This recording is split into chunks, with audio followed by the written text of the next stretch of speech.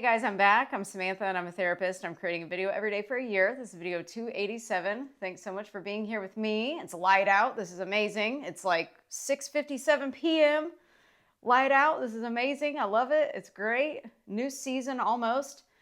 And some weird things happen when you change your identity. Let's talk about that for just a second. And then I'm going to get into some Abraham Hicks stuff. But when you change your identity, you have to hear me on this. When you change your identity, the way that you see yourself, the way you identify with things around you, your environment, you're just going to see everything differently. And so here's an example of this. Yesterday and today, I am a non-hoarder. I do not hoard anything. I love to throw away things. And since we cleaned out the niece's closet the other day, since she'll be, moving in a couple weeks, we cleaned out that closet. We got a bunch of stuff out of there, thrown away, just simplifying her life. And of course, that inspired me to continue to do that in my life. And I've always been, like I said, I love to throw things away. I love to simplify. I keep as little as possible, and I keep only the things that I absolutely love, and then I just cherish them and keep them forever. But sometimes I'll have something that I've had for years, and I'll look at it and I'll be like, that reminds me of this. And then I'll just throw it away. And it's perfectly good stuff. I should probably just give it away, but I don't like to give the energy away. I don't know. It's just weird. It feels good for me to just say goodbye to things. So last night and today I did that, and I did something crazy this weekend that I don't normally do. Normally I'm working on things and just working on the laptop and, just having fun doing that, or going out to dinner or whatever we got going on.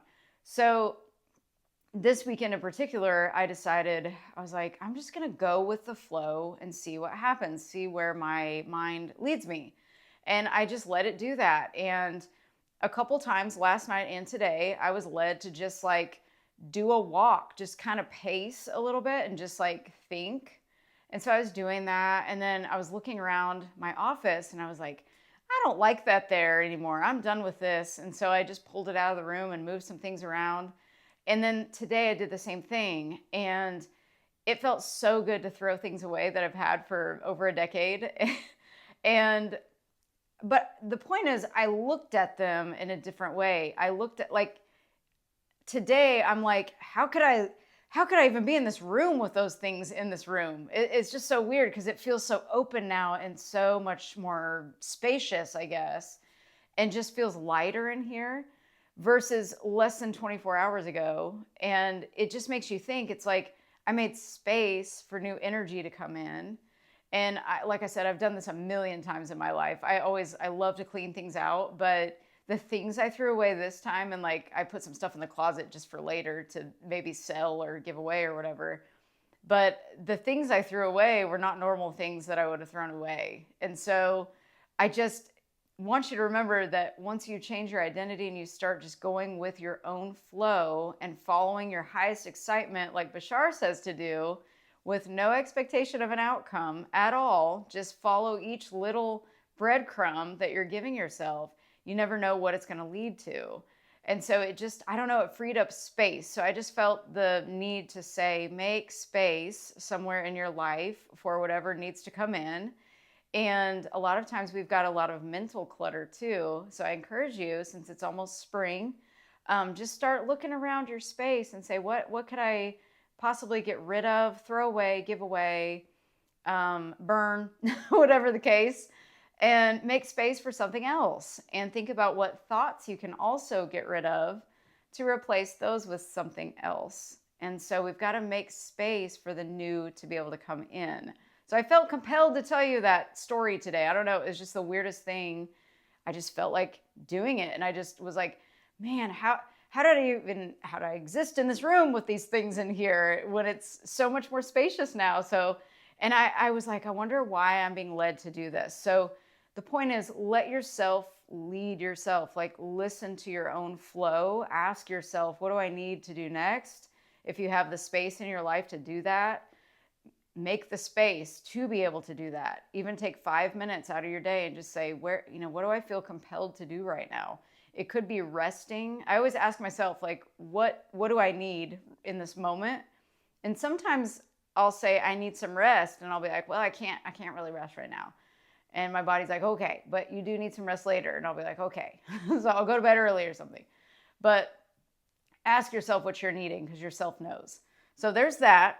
And then this Abraham Hicks video.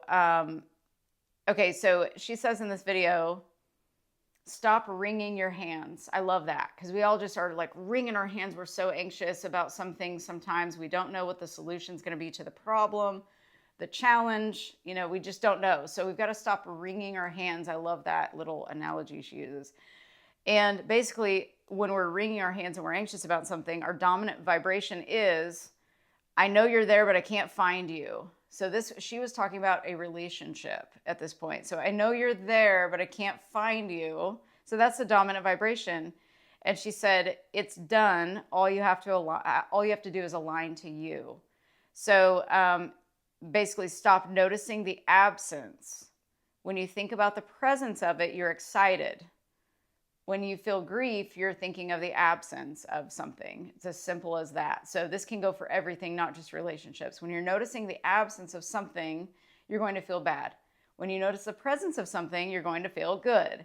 And she's like, it's that simple. And we've got to remember how simple this is. And chill out. Don't try so hard. I love that. Just chill out. Like, we've heard this so many times. Just chill out. Just go with the flow. But we can't seem to do it because it seems so simple to do that. So remember, this is simple. We're just overthinking, we're overanalyzing, we're overdoing, we're overextending, we're over hoarding. Whatever the case is, we're overdoing everything, and I'm over it. So we got to change something. So think of it like that. Like, you've got to just not try so hard. We're trying way too hard. And take the time to line up with what you want. Tell a story and line up with it. So tell yourself, what is it that I want? Tell yourself that story and line up your energy with it. Just decide that it's done. It's just done. We don't have to worry about it. She described it as the relationship is in your vortex. That person is already there. That job is already there. That house is already there. Everything's there. So we don't need to manifest it. It's already manifested. We just have to align our energy to our true self. That makes things so much more simple than we make things. And over the years, I learned that. And it was just, things started flowing in. It was amazing. And as you go with your own flow, you'll notice things start to flow in and you just feel good. And it is nothing better. There's nothing better than you just feel good. That to me is like, I don't care what's going on around me. As long as I'm feeling good, I'm great. I'm grand. I'm wonderful. So let's see. Tell a story and line up with it. And then she said, I know that it exists and I can talk myself back into it. So when you're feeling negative emotion, you can just say, I know that this thing exists and I can talk myself back into feeling good. And we've got to be in that mental state of feeling good. And she also said this, don't be so harsh saying that you have to stay in that mental state forever. We don't have to feel good forever. We're not going to. We are going to get knocked down sometimes, and that's okay. It's there to show us contrast of maybe we might take our feel-good feelings for granted sometimes. So you have to really get real with your belief systems and what you think that you need in order to learn whatever lessons you're here to learn. So you've got to get in touch with you, in other words. None of this is cookie cutter for everybody. This is just like general guidelines for everybody to kind of check in with you, and you get to experiment with what you're thinking. So I encourage you to just experiment with these things. And you will be more often in this state with practice. Like I've always said, it's like we've got to practice the mental state. So you're going to generate a mental state from thinking on purpose. Just got to think on purpose. You can't let your brain just run amok, because it will run amok. And so you have to check yourself before you wreck yourself, as I've said, of course. And let's see. And then she always says, I have to go general to get there sometimes. She always says to go general. So go general means like get off the subject that you're worried about or the thing you're noticing that isn't there, and just go general. What is it that I love? What makes me feel good? What are the things that I could do or watch or listen to that would help me generate this general feeling good feeling? What could I do? Who could I call? What could I, could I go for a walk? Could I meditate? Could I pet my cat? Could I pet my dog? Could I just find a funny show to watch or a funny video to watch? Anything to disrupt that thought process is what I want you to work on. Disrupting the thought process and telling yourself, I have the power to do this. I have the power to change this. I am capable. It's our responsibility to tell ourselves that, though. Nobody's going to tell us that. We've got to tell ourselves that. And we've got to start to tell ourselves that so much that we finally believe it. We've just got to convince ourselves to believe these things. It's us against us. Remember that. It's just you against you. And she said with practice, you'll notice you start to feel better much of the time, which is so true. It's the best thing ever. So when I feel negative emotion, I know what to do. Just got to generate that new mental state. And yeah, I like some of the things that happen that cause me to feel bad, because then you start to create things that feel better in your mind, and you start to just value the love and appreciation and the good feelings that you feel. You just start to value them even more because you know what feeling so down feels like. But there's a reason that that's there. So you just always have to experiment with your thoughts. And like I said at the beginning of the video, make space. Make space for the new you to come in, because that old you is just trying to, come up from the dead all the time and remind you, hey, this is how you used to think. You don't have to think the way you thought yesterday or even 2 seconds ago. You don't have to think the same way. And that's the great news about this, because I have had a habit my whole life, like the things I threw away, I promise you, probably every single thing in this room, I could tell a story about. And I could say, I got this year. This reminds me of this. I was with this person when I got this. I was thinking this when I bought this. I could literally tell a story about every single thing. And that is so great, but so not so great because there's so much emotion tied to everything. I'm super emotional. But I've had to learn, like, hey, you don't have to put so much into this. You don't have to put so much weight on that. And I don't know, I'm just that way, I guess. I've just always been that way. So I've had to tell myself, hey, that's cool that you're sensitive, but you don't have to be so sensitive that it hurts you. So I've had to talk to myself and say, hey, you're allowed to feel, but let's make space for that new you to come in, to where you're not feeling so sad or down or feeling grief or anything like that. We don't need to feel bad for too long. It's just there for, a guide. Your feelings are there for a guide. Your emotions are there guiding you, telling you, hey, something's off in your thinking and your beliefs. Let's work on that. So yeah, with practice, you can just start feeling so much better. And I'm going to start talking about more magical videos moving forward too. But about manifesting and everything. But I just love to know that it's done. Just tell yourself it's done. I just need to make space for it.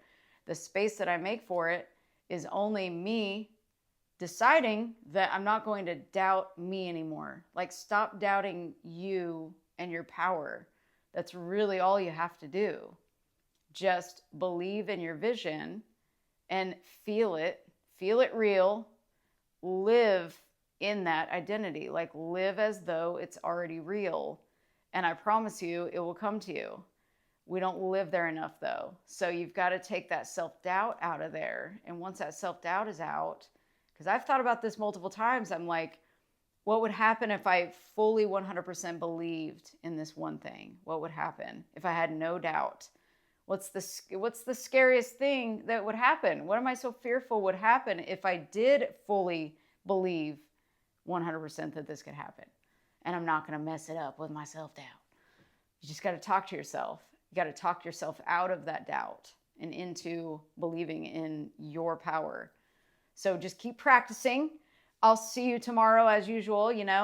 I'm right there with you, right here with you. Please like and subscribe if you'd like to, and please share this with somebody else who might benefit from what I just said. And I hope you guys are doing amazing. Remember, you're so loved. Pass it on to somebody else who needs it. Remember to make space for love in your life. Make space for excitement. Make space for feeling good. And remember to appreciate yourself, because what you appreciate appreciates. And I will see you tomorrow. Bye.